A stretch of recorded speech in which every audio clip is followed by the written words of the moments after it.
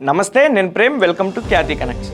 ఒక వ్యక్తి ఆలోచనగా మొదలై నేడు 21 లక్షల మంది సభ్యులతో ఆంధ్రప్రదేశ్ రాజకీయాల్లో తిరుగులేని శక్తిగా ఎదిగింది జనసేన. కేవలం సినిమా గ్లామర్, భావోద్వేగాలపైనే కాకుండా 2019 వైఫల్యాల నుంచి నేర్చుకున్న గుణపాఠాలతో వాస్తవ రాజకీయ సమీకరణాలను బేరీజు వేసుకుంటూ పవన్ కళ్యాణ్ అడుగులు వేస్తున్నారు. డిప్యూటీ సీఎం గా బాధ్యతలు నిర్వహిస్తూనే పార్టీని సంస్థాగతంగా బలోపేతం చేయడం మరియు కూటమి ధర్మాన్ని కాపాడటం అనే 2 సవాళ్లను ఆయన ఎలా అధిగమిస్తున్నారనే దానిపైనే జనసేన భవిష్యత్తు ఆధారపడి ఉందని ఉద్యమీ సమావేశంలో ఆయన చేసిన కామెంట్స్ ఇవాళ పాయింట్ ఆఫ్ వ్యూలో చూద్దాం.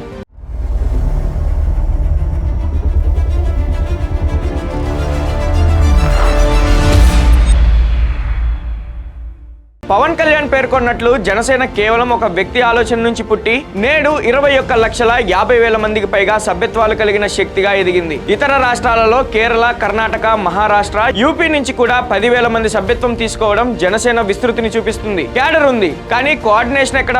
జనసేనకు ఉన్న అతిపెద్ద బలం యువత మరియు క్షేత్రస్థాయిలో ఉన్న నిస్వార్థ జన సైనికులు. ఏ ఇతర సాంప్రదాయ పార్టీకి లేనంత సహజ సిద్ధమైన ఫాలోయింగ్ దీనికి ఉంది. కానీ దురదృష్టవశాత్తు ఈ ఉత్సాహాన్ని ఓటుగా మార్చే బూత్ లెవెల్ మేనేజ్మెంట్ సమన్వయ లోపం జనసేనను దశాబ్ద కాలంగా వేధిస్తుంది. మిస్డ్ కాల్స్ లేదా ఆన్లైన్ ద్వారా తీసుకునే సభ్యత్వాలు ఎప్పుడు 100% ఓట్ బ్యాంక్ గా మారవు. ఈ 21 లక్షల మందిని క్రియాశీలక ఓటర్లుగా, సమాజాన్ని ప్రభావితం చేసే నాయకులుగా మార్చడంలోనే జనసేన భవిష్యత్తు ఆధారపడి ఉంటుంది. ఇతర రాష్ట్రాల్లో విస్తరణ అనేది పార్టీ ఇమేజ్ ను పెంచడానికి ఉపయోగపడవచ్చు, కానీ ప్రస్తుతానికి ఏపీలో పార్టీని సంస్థాగతంగా మరియు బలోపేతంగా చేయడంపైనే పూర్తి దృష్టి పెట్టాల్సిన అవసరం ఉంది. కరోనా అనంతరం లంగ్ ఇన్ఫెక్షన్, సైనస్ సమస్య వల్ల తాను కార్యక్రమాలకు దూరంగా ఉండాల్సి వచ్చిందని పవన్ కళ్యాణ్ క్లారిటీ ఇచ్చారు. రాజకీయాల్లో నాయకుడి ఆరోగ్యం అనేది చాలా సున్నితమైన మరియు కీలకమైన అంశం. తాను ఎందుకు పర్యటనలు చేయడం లేదనే దానిపై వివరణ ఇవ్వడం ద్వారా కార్యకర్తల్లో ఉన్న అయోమయాన్ని ఆయన తొలగించారు. ఇది ఆయనలోని నిజాయితీని చూపిస్తుంది. శారీరక ఇబ్బందులు ఉన్నప్పటికీ డిప్యూటీ సీఎం గా బాధ్యతలు నిర్వర్తిస్తూనే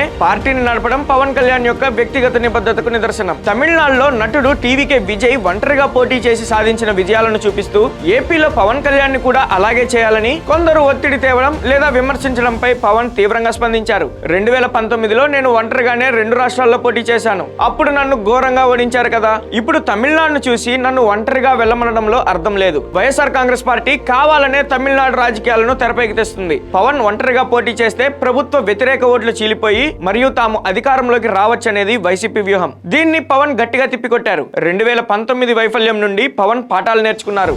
ఏపీలో ఒక బలమైన శక్తిని వైసీపీ ఎదుర్కోవాలంటే ఓట్లు చీలకూడదని భావించి టీడీపీ, బీజేపీతో కూటమి కట్టారు. ఆ కూటమి ధర్మాన్ని ఆయన ఇప్పటికీ గట్టిగా సమర్థిస్తున్నారు. తమిళనాడులో ఎప్పుడు ద్రవిడ సెంటిమెంట్, సినిమా గ్లామర్ రాజకీయాలను శాసిస్తాయి. కానీ ఏపీలో కుల సమీకరణాలు, ప్రాంతీయ అంచనాలు, సంక్షేమ పథకాలు కీలక పాత్ర పోషిస్తాయి. 2 రాష్ట్రాల రాజకీయాలు ఒకటి కాదనేది పవన్ వాదన. కూటమితోనే ఉంటాం, కూటమిగానే అభివృద్ధి చేసుకుంటూ వెళ్తాం అని పవన్ స్పష్టం చేయడం ద్వారా భవిష్యత్తులో కూడా టీడీపీ, జనసేన, బీజేపీ బంధం బలంగానే ఉంటుందనే సంకేతాలు ఇచ్చారు. కూటమిలో కొనసాగడం, ప్రభుత్వంలో భాగస్వామ్యం, అధికార బలం, ఓట్ల చీలిక నివారణ, సొంతంగా ఎదిగే అవకాశం తగ్గడం, టీడీపీ నీడలో ఉన్నారనే విమర్శలు, ఒంటరి పోరాటం, సొంత అస్తిత్వం, భవిష్యత్తులో సీఎం అయ్యే అవకాశం, ఓట్ల చీలిక వల్ల ప్రత్యర్థులకు లాభం, సంస్థాగత బలహీనతల వల్ల నష్టపోయే ప్రమాదం. పవన్ కళ్యాణ్ తాజా వ్యాఖ్యలు భావోద్వేగాల కంటే కూడా వాస్తవ రాజకీయ సమీకరణాలే ముఖ్యమని ఆయన నమ్ముతున్నారు.